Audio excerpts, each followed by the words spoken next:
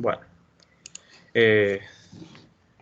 estamos en la parte todavía de la ley de Faraday, ¿verdad? No hemos pasado a inductancia. Vamos a seguir entonces haciendo algunos problemas. Los problemas que estamos haciendo son problemas bastante diversos, ¿verdad? Para que ustedes puedan ver las diferentes aplicaciones de esto. Por ejemplo, en la clase anterior resolvimos el problema de un medio en movimiento. Y en este caso tenemos otro medio en movimiento, pero es muy diferente, ¿verdad? Porque en este caso el circuito tiene forma rectangular y el movimiento es de traslación. Con este método de la FEN de movimiento obtuvimos esta corriente. Primero calculamos la FEN y después la corriente, ¿verdad? Que era esto, con la ley de Ohm. Bueno, entonces, después de eso, después de calcular lo que es la corriente, debemos calcular la fuerza magnética sobre la barra y en qué dirección apunta esa fuerza. La barra se mueve, ¿verdad? Y hay una corriente en ella, entonces debe haber una fuerza magnética sobre la barra. Vamos a calcular esa fuerza magnética entonces. Esa fuerza magnética se calcula con la ley de Ampère. Esta es la ley de Ampère. Solo que aquí está en función de la ley del campo magnético B, ¿verdad? La ley de Biot-Savart. Pero es la misma ley de Ampère que habíamos estudiado desde el inicio. Entonces, nosotros aquí en este caso lo que necesitamos es saber quién es el elemento de corriente que pasa por la barra. El elemento I de S. Y este sería el campo magnético externo. De manera que yo voy a integrar a lo largo de toda la barra para saber cuál es la magnitud y la dirección de esta fuerza. En este caso es bien simple, ¿verdad? Porque el elemento de corriente, ya sabemos en qué dirección va la corriente. Y el elemento de corriente tiene que apuntar en la dirección de la corriente. O sea, el DDS. La corriente va en este sentido, en la dirección de Z positivo. Y el DDS también. O sea que el DDS va a quedar en la dirección de Z, ¿verdad? Va a ser I DDS. Sería I DDZ en la dirección Z. De manera que hacemos el producto cruz, ¿verdad? I DDS cruz B. Esto se integra a lo largo de toda la barra. Con solo hacer el producto cruz I DDS cruz B, B apunta hacia adentro de la pantalla. Entonces usted agarra el DDS, lo dobla alrededor de B y usted puede ver que el pulgar apuntaría hacia la izquierda, ¿verdad? O sea, la fuerza magnética iría hacia la izquierda. Eso solo con hacer el producto cruz lo podemos ver. No sé si a todos les queda claro. A la hora de calcular la fuerza magnética con la ley de Faraday, aquí no tiene nada que ver la velocidad, ¿verdad? En el cálculo, sino el DDS, el IDDS, la corriente. Entonces, fíjense bien,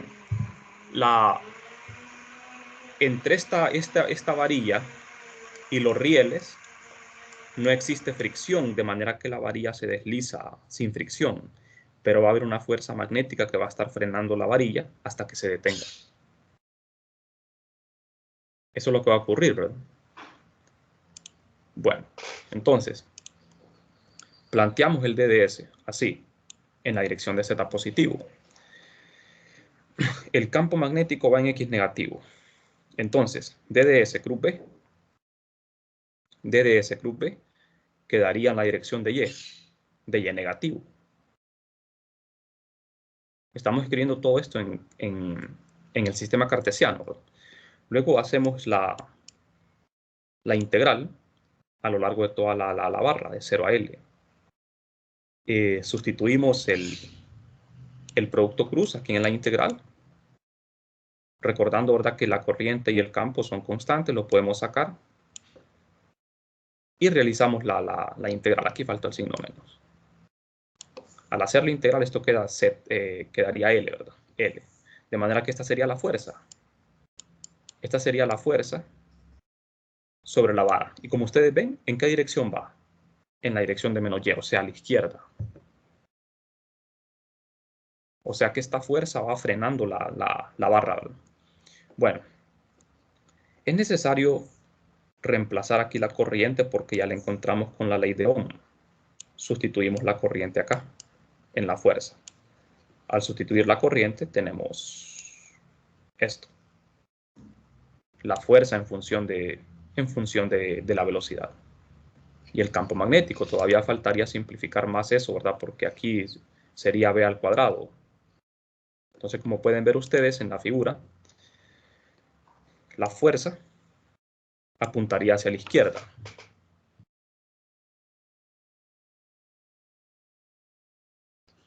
Tal y como salió en los cálculos, ¿verdad? Y la fuerza quedaría así. La fuerza sería menos B al cuadrado por L cuadrado por la velocidad entre R en la dirección de Y. Y es negativo. La fuerza va a la izquierda.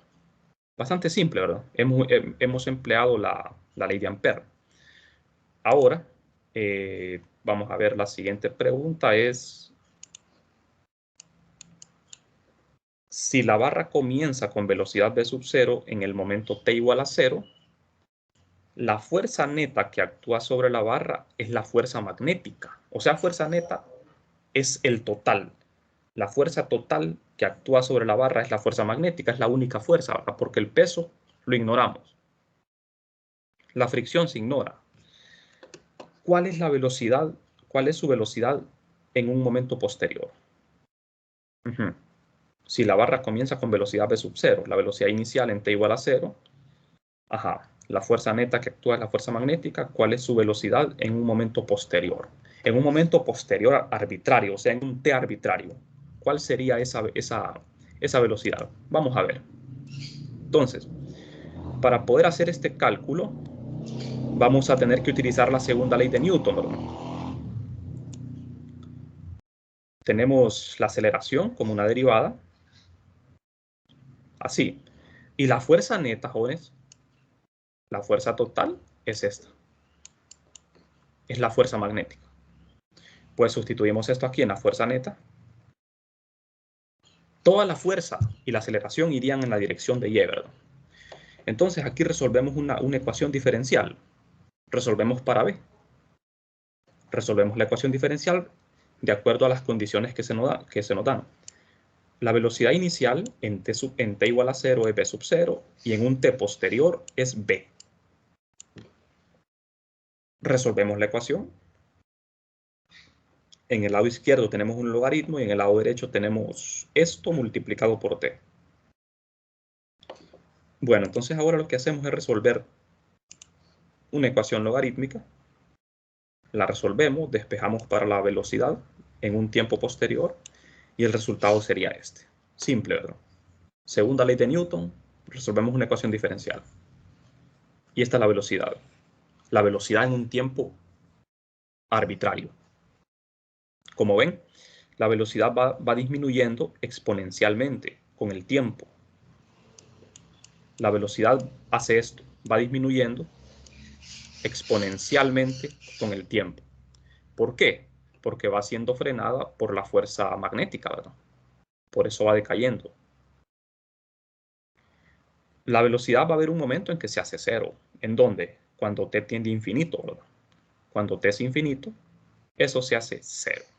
O sea que la barra se va a detener, ¿verdad? Se va a mover, digamos, un tiempo muy largo y en el infinito se va a detener. En un tiempo infinito. Bueno, en la última pregunta, acá me salté. La última pregunta sería, la energía cinética inicial de la barra es esta. Su velocidad inicial es v sub 0. Esta es la energía cinética inicial, ¿verdad? Compruebe que la energía entregada a la resistencia es exactamente la energía cinética inicial. O sea, la energía entregada a la resistencia, disipada en la resistencia, ¿verdad? Es igual a la energía que tenía inicialmente la barra, que es energía cinética. Bueno, vamos a ver entonces en este caso, lo que tenemos acá es por el calentamiento Joule, ¿verdad? La ley de Joule, calentamiento Joule, la potencia disipada es I cuadrado por R. Esta es la energía que se disipa en la resistencia. Entonces, aquí nosotros sabemos, ¿verdad?, de que la potencia disipada, potencia, es I cuadrado por R. La potencia disipada en un resistor por calentamiento Joule. Esto es lo que se convierte, la energía eléctrica que se convierte en calor o en cualquier otra forma de energía, ¿verdad? Entonces la potencia, en este caso, me tocaría resolver una ecuación diferencial. Entonces la potencia la escribo como una derivada. La derivada del trabajo respecto al tiempo o la energía. Entonces, esto es igual a I cuadrado por R. Ahora, sustituimos la corriente aquí al cuadrado. Me queda esto, multiplicado por R. Se simplifica, pero tenemos que también reemplazar aquí, vamos a ver, tenemos L cuadrado entre R. Cheque, ¿verdad? Ahora bien, la velocidad que aparece aquí, esta velocidad al cuadrado, la tenemos que reemplazar por esto. Estamos hablando de la velocidad de la barra, ¿verdad? Entonces, sustituimos acá la velocidad al cuadrado por esto, elevamos al cuadrado esta velocidad y tenemos esto. Listo, ¿verdad? Entonces, ahora lo que toca es resolver la ecuación diferencial por separación de variable. Simple, resolvemos la ecuación. En el lado izquierdo, simplemente el trabajo, la energía. Entonces, esto representa la energía que se va a entregar al resistor. Acá vamos a ver, en el lado derecho integramos en el tiempo de 0 a infinito. ¿Por qué de 0 a infinito? Porque el movimiento comienza en t igual a 0 y el movimiento de la barra termina en el infinito, t igual en t infinito, ¿verdad? Porque ahí se detiene. ¿Por qué lo sé? Por esto. Cuando t tiende a 0, la velocidad se va a hacer 0. O sea que el movimiento cesa en t infinito, igual a infinito. Bueno, de manera que ya con esto resolvemos la ecuación. Evaluamos t aquí en infinito, eso es 0, y t en 0, que es 1, y me queda esto. Al evaluar, ¿qué tenemos? Tenemos que la potencia, o sea, esto no es potencia, energía. La energía total entregada al resistor es exactamente la energía cinética inicial de la barra. Aquí lo que hay es una conversión de energía. La energía que se le dio inicialmente a la barra, toda esa energía se convirtió en energía eléctrica. Bueno, en calor sería, porque esa energía disipada. Aquí lo que estamos haciendo es una demostración. Toda esa energía se convierte en eléctrica y esa energía eléctrica se convierte en calor. Bien, no sé si tienen alguna pregunta.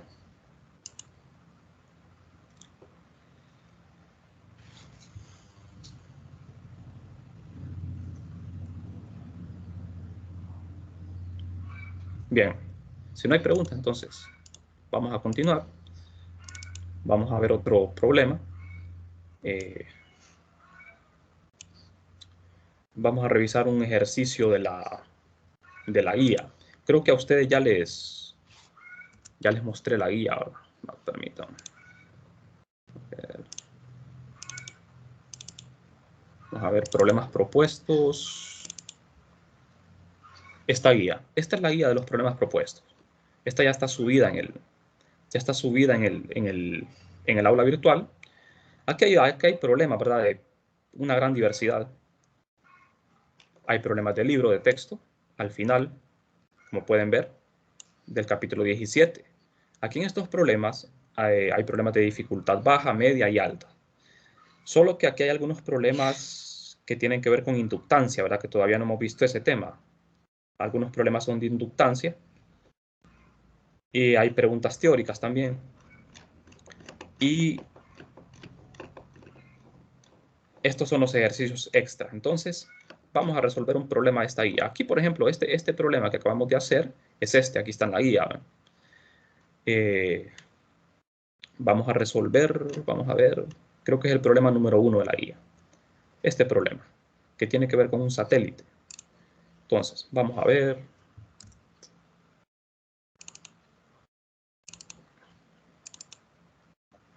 Es el problema de un satélite que orbita la Tierra sobre el Ecuador, a una altura de 400 kilómetros sobre la superficie de la Tierra, que tiene una antena que puede modelarse como una varilla de 2 metros de largo. La antena está orientada de manera perpendicular a la superficie de la Tierra.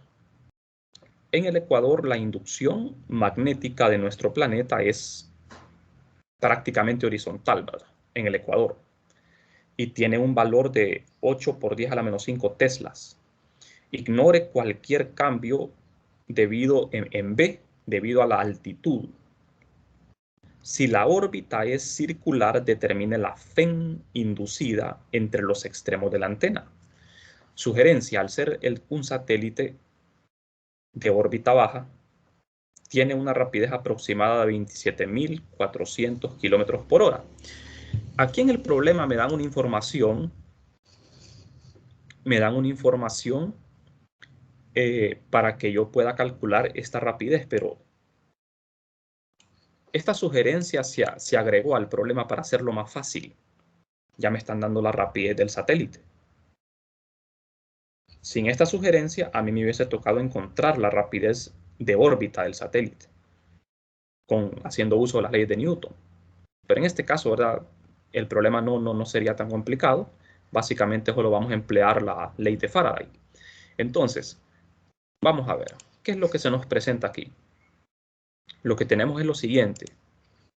Supongamos de que este es el satélite. El satélite tiene una varilla, tiene una barra metálica, es un metal conductor que orbita la Tierra.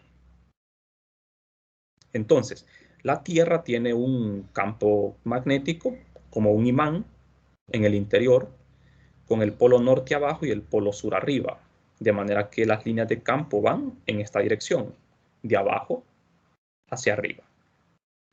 ¿A qué se refiere cuando me dice de que el campo magnético es prácticamente horizontal en el Ecuador? Bueno, ustedes ven la superficie de la Tierra aquí. El campo magnético, como la Tierra es tan grande, es prácticamente horizontal a la superficie de la Tierra cerca del Ecuador. Por ejemplo, yo estoy parado aquí, ¿verdad? Estamos en Honduras, cerca del Ecuador. Las líneas de campo magnético son paralelas al suelo. Ya cuando se van acercando a los polos, esas líneas ya no son tan paralelas al suelo, ¿verdad? Ya no quedan paralelas. Pero cerca del Ecuador sí son aproximadamente paralelas a la superficie. Entonces, como el Ecuador, quiero decir, el satélite orbita alrededor del Ecuador, entonces el campo magnético quedaría perpendicular a la barra, al satélite, porque recuerden que la barra que representa el satélite está perpendicular a la superficie de la Tierra, de esta forma. ¿De acuerdo? Bueno, entonces, el campo magnético en todo el Ecuador apuntaría hacia arriba, en esta forma, y lo vamos a considerar uniforme, porque el satélite es muy pequeño. De manera que el campo magnético quedaría perpendicular al satélite y apuntando hacia arriba. Y el satélite tiene una velocidad v constante alrededor de la Tierra. En este caso, como el satélite va a estar dando vueltas alrededor de la Tierra en una circunferencia, la órbita es una circunferencia, ¿verdad? Entonces a mí me conviene usar coordenadas esféricas o cilíndricas para poder plantear la velocidad y el campo magnético, ¿verdad?, en ese sistema de coordenadas. Entonces, vamos a ver. Lo que necesitamos nosotros en este caso, lo que necesitamos encontrar es,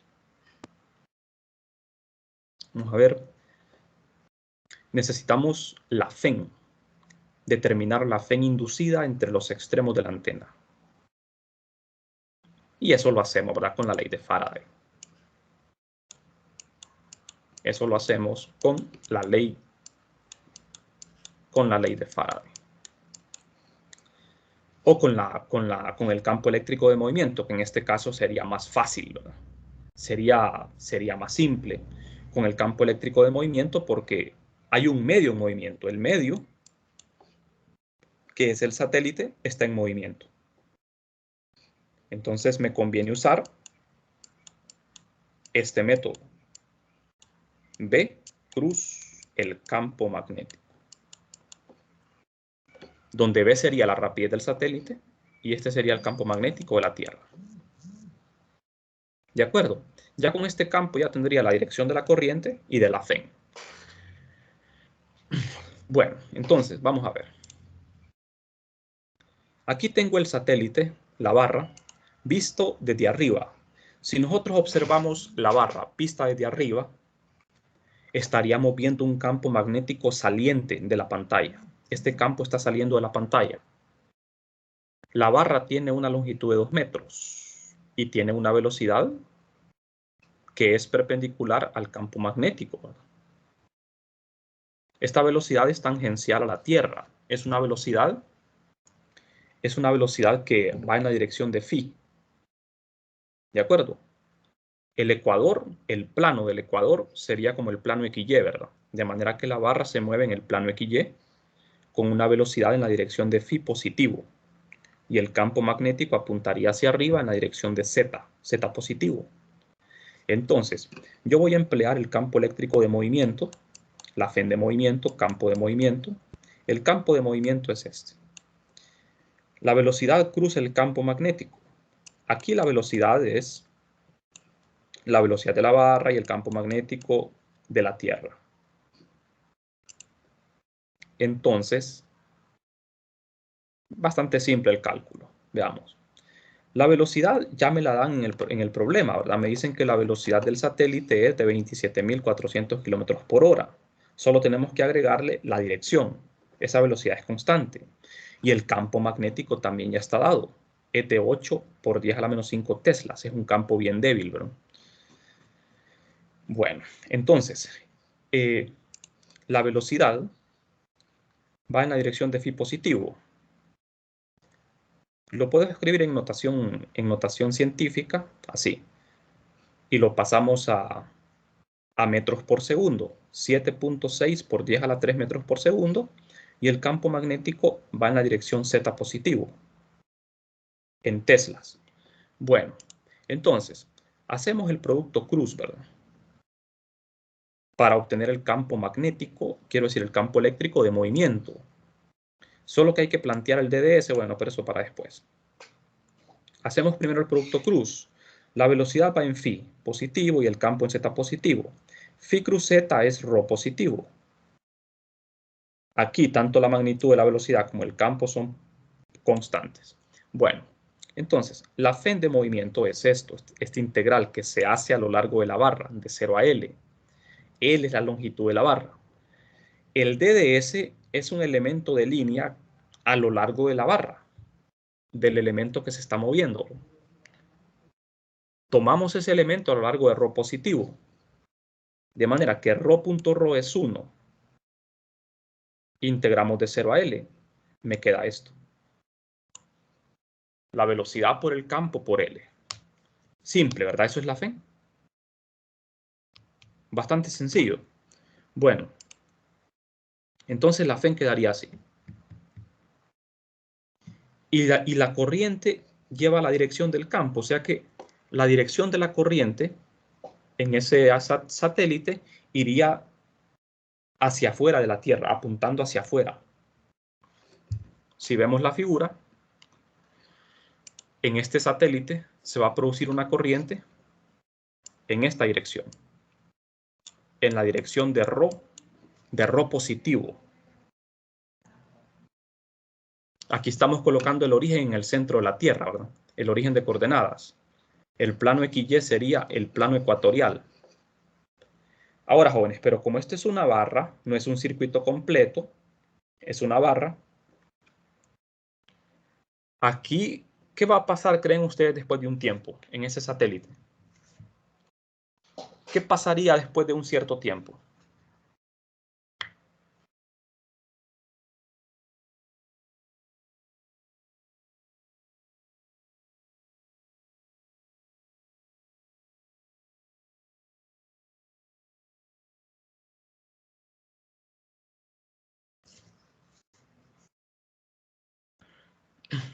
Ajá. ¿Qué pasaría después de un tiempo?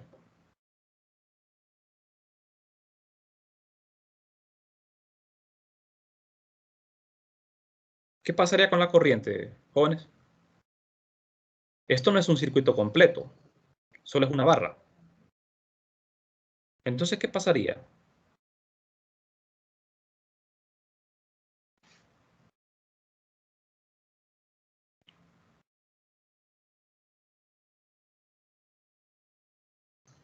Ajá, vamos a ver, ¿y qué da, David? ¿Qué cree usted que pasaría con la corriente? Tendería a disminuir con el tiempo. Disminuiría con el tiempo, ¿verdad? Ajá. ¿Por qué será? María Isolina, ¿qué piensa usted? No sé.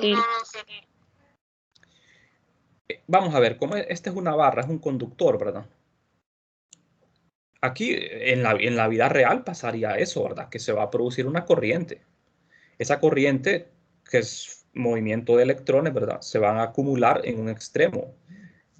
La carga se va a acumular después de un tiempo en un extremo y en el extremo opuesto se va a acumular carga del signo opuesto. Entonces aquí se va a alcanzar el equilibrio electrostático y el campo en el interior va a ser cero. ¿Por qué razón? Porque esto no es un circuito completo. Si fuese un circuito completo, la corriente no cesaría, ¿verdad? La corriente seguiría circulando, pero como es un circuito eh, incompleto, es una barra, entonces la corriente tiene que detenerse. Y el sistema va a quedar en equilibrio, ¿verdad? Con el campo interior, el campo eléctrico igual a cero. Eso es lo que pasaría. Bueno, entonces ya tenemos la FEN, era lo que queríamos calcular. Si metemos los valores, ¿verdad? De la velocidad, del campo y la longitud, podemos calcular el valor numérico de la FEN, que tiene unidades de voltios, es 1.22 voltios. Esa es la FEN. Es un voltaje. Como ustedes ven, 1.22, bastante pequeño. La verdad que la corriente que se va a generar ahí es una corriente bien pequeña, ¿verdad? Porque o sea, el campo magnético de la Tierra es un campo magnético bien débil, ¿verdad? Bueno, no sé si tienen preguntas.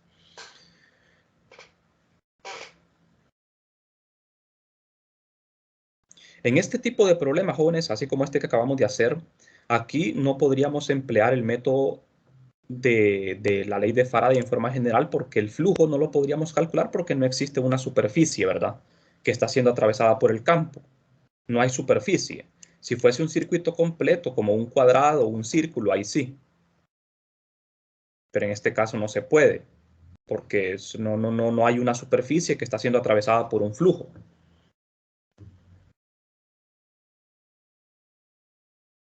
¿De acuerdo? Entonces, bueno, vamos a seguir. Veamos este otro problema. Tenemos en la figura hay una corriente constante I sub 0, mientras que la espiral rectangular se aleja a velocidad constante en la dirección de Y. Determine la corriente 2 cuando la espiral está en la posición indicada en la figura. Bueno, esta es la figura que me da libro. Tenemos una espiral rectangular de altura H y de ancho W, con una resistencia R. Por esta espira pasa una corriente I2, que es lo que vamos a encontrar nosotros. Por el alambre, este alambre que pasa por el eje Z es un alambre infinito. La corriente en el alambre infinito es I sub 1. La corriente en el alambre infinito. La espira rectangular se mueve en la dirección de B. Quiero decir, en la dirección de Y con una velocidad B. Esa velocidad B es una velocidad constante. Entonces, vamos a ver. Aquí tenemos otra vez un medio en movimiento, ¿verdad? Tenemos un medio en movimiento, pero esta vez es un circuito completo. Es un circuito completo. Solo que no sé si ustedes logran ver en qué se diferencia este problema de los anteriores. Por ejemplo, en el tema del rectángulo, que tenía una barra móvil. en el caso del rectángulo, este era un circuito completo, en medio de una inducción uniforme, y se movía la barra. Aquí tenemos que el circuito completo se mueve. Aquí solo se mueve una parte. En ambos casos, el movimiento es de traslación, ¿verdad? Es traslación. Es traslación. Ajá, vamos a ver. En esta figura, en el caso del rectángulo, en el que se movía la barra, la superficie encerrada aumentaba en el tiempo, aumentaba, y eso es lo que ocasionaba un flujo variable, que como consecuencia daba una corriente inducida. Entonces, jóvenes, vamos a ver. Este rectángulo, este circuito, encierra una superficie. ¿Esa superficie es variable o no? Es constante. La superficie S es constante. En el caso de este rectángulo, la superficie es variable. Entonces, ¿qué podemos decir al respecto? ¿Será que aparece una corriente inducida aquí o no?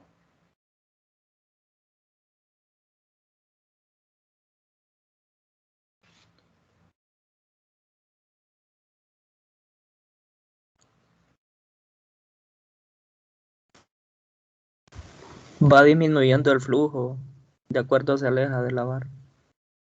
Del eje Z. Ajá. Sí, ¿verdad? Usted, Daniel, ¿verdad? David Ernesto. David Ernesto. Sí, sí, sí. Sí, así como lo dijo, es cierto. Cuando este circuito, lo que sucede aquí, miren, son cosas muy diferentes, ¿verdad? Las que están pasando en ambos casos. En el circuito que nosotros analizamos, que tenía una barra móvil, la inducción era constante. La inducción era constante. Pero la superficie aumentaba en el tiempo, entonces el flujo cambiaba y eso provocaba una corriente inducida. Aquí las cosas son diferentes porque aquí el circuito no cambia su forma, su área encerrada. El área encerrada no cambia. Uno tendería a pensar que el flujo no cambia, pero el flujo sí cambia. ¿Por qué cambia el flujo? Porque el campo magnético aquí no es constante. El campo magnético generado por este alambre no es constante como este caso. Es variable. Entonces cuando este rectángulo se aleja, el flujo va disminuyendo. Porque ¿cómo es el campo magnético a medida me alejo yo de la barra? El campo magnético disminuye, ¿verdad? Entonces el flujo va a ir disminuyendo y la FEN inducida también va a ir disminuyendo. El flujo va a ir disminuyendo. ¿Qué pasaría, por ejemplo? Fíjense bien. ¿Qué pasaría si ustedes tienen este mismo rectángulo en una inducción constante? ¿Qué pasaría? Este circuito se mueve, pero si la inducción fuese constante,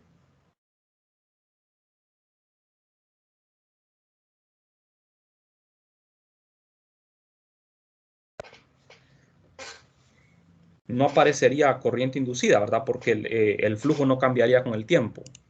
O sea, yo me refiero a esto, miren, para que lo puedan ver de una mejor forma. Lo que está pasando aquí es, este circuito se va a mover a la derecha con una velocidad constante. El campo magnético provocado por este alambre, que es infinito, es este campo, miren, que ustedes ya saben cómo calcularlo, ¿verdad? Este campo con la ley de Ampère. Entonces, este campo magnético provocado por este alambre depende de 1 sobre ρ. Significa que cuando yo me alejo del alambre, el campo va disminuyendo. Como esta espira se va alejando del alambre, el campo que va encerrando en el interior va disminuyendo. El flujo va disminuyendo. Si el flujo disminuye, jóvenes, ¿qué me dice la ley de Faraday?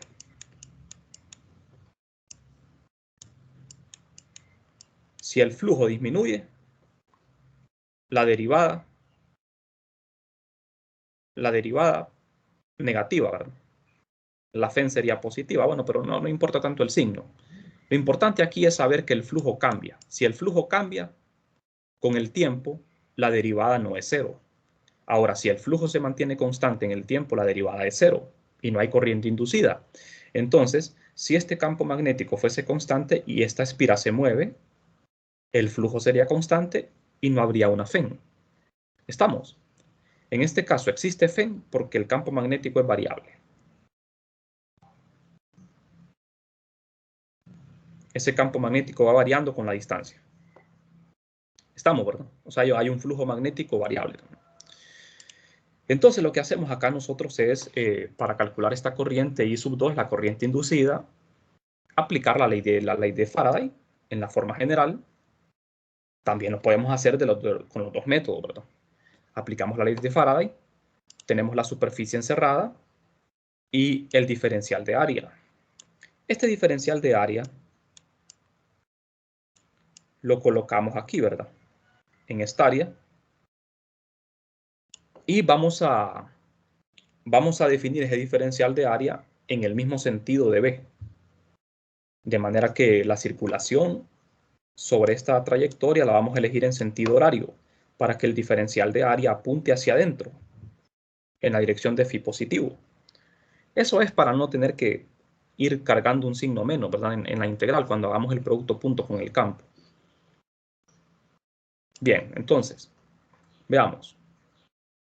Con el primer método, que es el método fácil, la ley de Faraday, calculamos el flujo magnético a través de la superficie del rectángulo. Ya conocemos el campo magnético del alambre, que es este. Lo reemplazamos. Conocemos el diferencial de área, que es esto. Y los límites de integración. En ρ integraríamos de D a D más W. Y en Z de 0 a H. De 0 a H.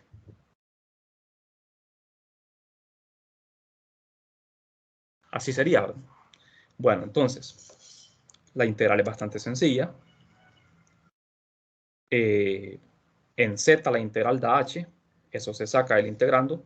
Y en ρ tenemos esto.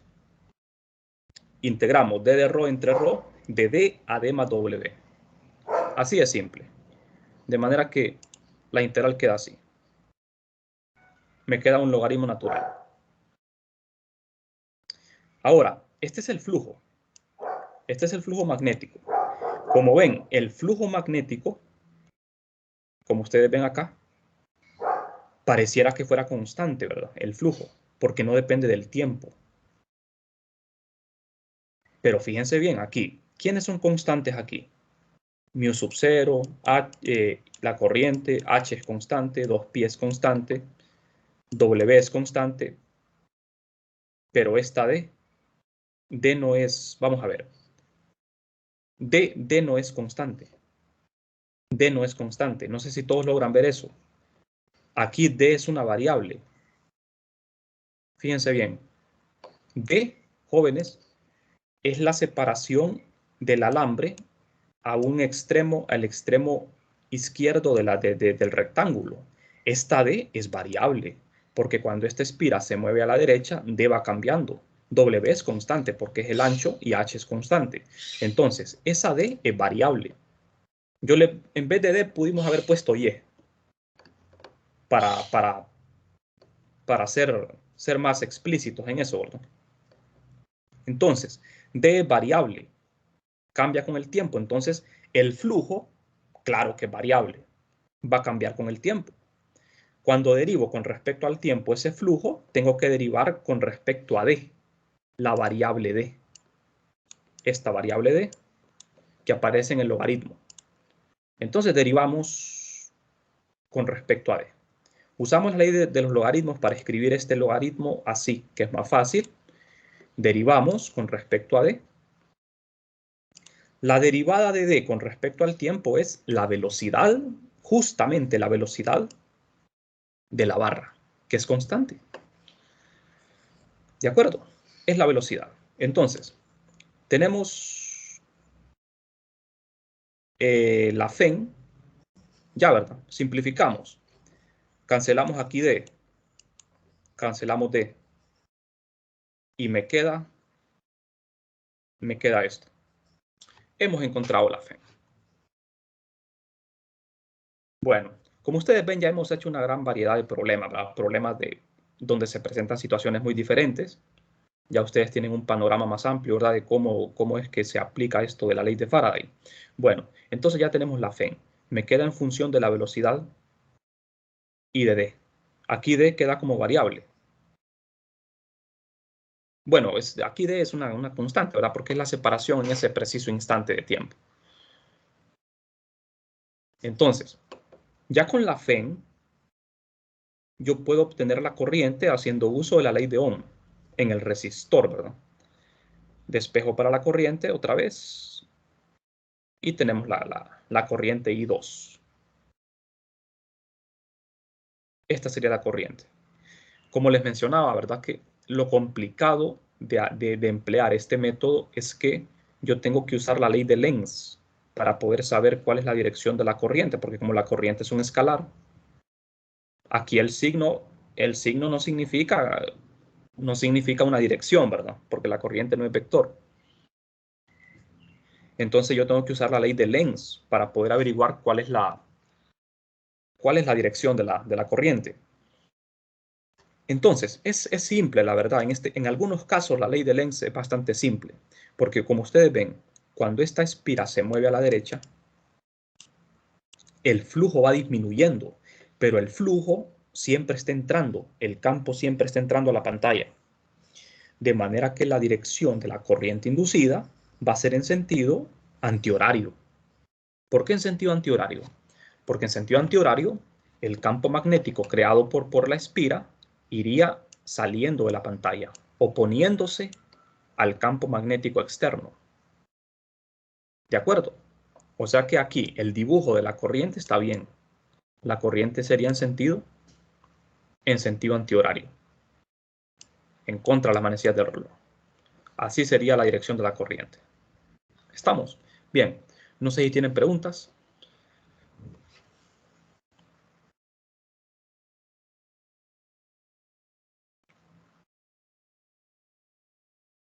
Si no hay preguntas, entonces seguimos mañana. Bueno, vamos a finalizar el día de mañana con esto. Vamos a pasar al siguiente tema. Entonces, nos veríamos mañana siempre a la misma hora.